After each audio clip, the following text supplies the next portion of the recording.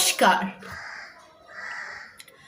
আজকে 22শে শ্রাবণ উপলক্ষে আমি আপনাদের জন্য একটা নতুন ধরনের কবিতা নিয়ে চলে এসেছি।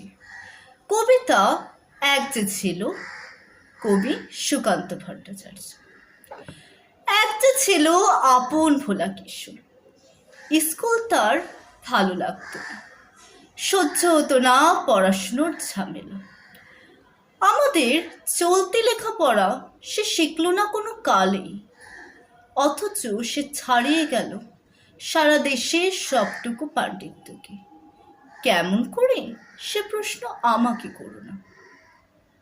বড় মানুষের মধ্যেও গরিবের মতো মানুষ, তাই বড় হয়ে বড় মানুষ না হয়ে মানুষ হিসেবে সে হলো অনেক বড়। কেমন করে সে প্রশ্ন আমাকে করো না। গান সাধার বাধা আইন সে মানেনি, অথচ স্বর্গের বাগান থেকে চুরি করে আনলো তোমার আমার গান।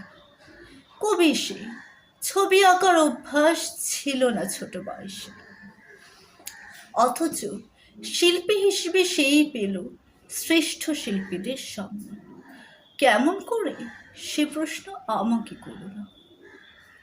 মানুষ হলো না বলে যে ছিল তার দিদির আক্ষেপের বিষয়। অনেক দিন অনেক বিদ্রূপ যাকে করেছে আহত, সেই একদিন চমক লাগিয়ে করল দিগ্বিজয়।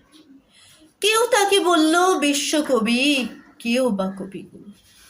উত্তর দক্ষিণ পূর্ব পশ্চিম চার দিক করল প্রণাম। তাই পৃথিবী আজ অবাক হয়ে তাকিয়ে বলছে, কেমন করে সে প্রশ্ন আমাকে করো না। এই প্রশ্নের জবাব তোমাদের মতো আমিও খুঁজি।